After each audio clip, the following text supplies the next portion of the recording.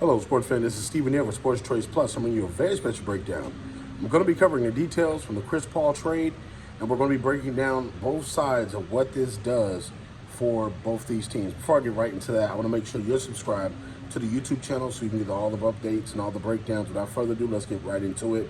Looking at the big title of all this, CP3 is traded for Bradley Beal. When you look at the Phoenix Suns and what they've endured for the past year, you look at the Washington Wizards, what they've endured for the past year, this trade was a bunch of crap. When you think of everything that was involved with the trade, there was no first-round pick. You're trading basically two bad contracts, Bradley Beal's contract with CP3's contract. The Washington Wizards more than likely are not going to keep Chris Paul. They're probably going to either release him or trade him off to try to get to a destination like the Lakers, or try to get him to a different destination that he wants to go to, like the Clippers. So you got to keep in mind, from this here, the Washington Wizards were strictly trying to get this money off their books so they can move in a different direction. You know, they have Kyle Kuzma and company. They've been trading off assets since last year. So you think of what this team is now. It's a new management group right there, and they're trying to turn things around. Every management group tries to come in and make a trade in the NBA, and that's going to dictate, oh, we want to go in a different direction. We want to do things differently. That's what Washington's doing. They're in rebuild and remodel mode right now.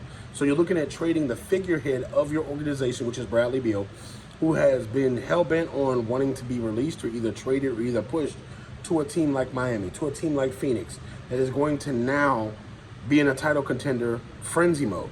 When you're looking at Phoenix, even though they traded, what you really have really is DeAndre Ayton, you have Devin Booker, you have KD, and then you do have Bradley Beal. Those are realistically what you have.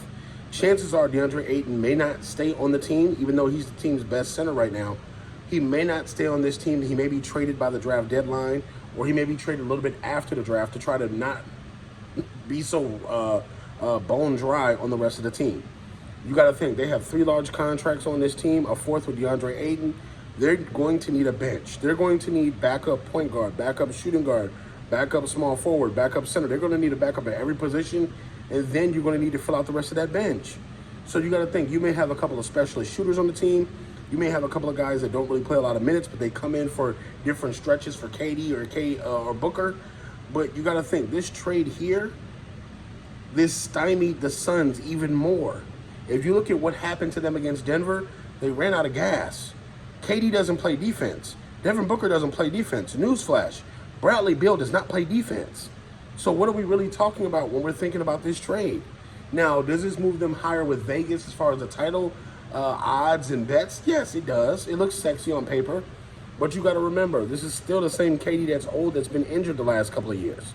This is the same Bradley Beal that's been injured the last couple of years. This is the same Devin Booker that choked in the finals, that didn't help them beat the Bucks. So you got to think, you're getting rid of an older CP3 with a bad contract for a younger Bradley Beal that still has injury issues.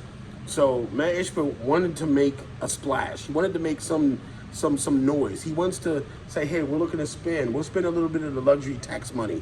He's seeing teams like Denver win. He's seeing what Golden State had a couple of years ago, and he wants that now. But the only difference is the West is loaded. The West is loaded to the point where you could very well have the best team and not win. That's possible. On paper right now, they're not better than Denver. I don't care what you have of those 3. They're not better than what Denver had on the court this season. With the chemistry, when you look at the titles that potentially could be won, you're looking at Denver and how they play team basketball, how they have the core nucleus that's staying together. That's tough. So yes, on paper, I give this both a C- for both the teams that traded, because there was no real capital given up. You got a bunch of draft pick swaps. You got 1 or 2 players. Phoenix gave up the rest of their depth, well, the players that were good left on the bench. And now you're looking at a Phoenix team that is win or go home.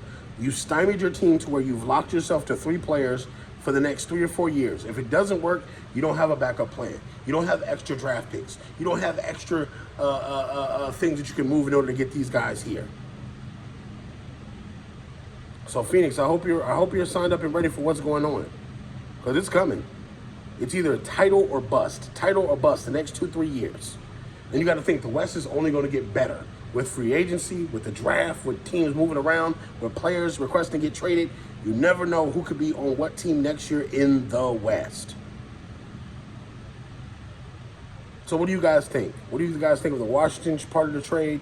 What do you think of Phoenix part of the trade? Get in the comment section. Definitely check out Sports Trades Plus on the YouTube platform for all the breakdowns and all the updates. And we'll see you on the very next video.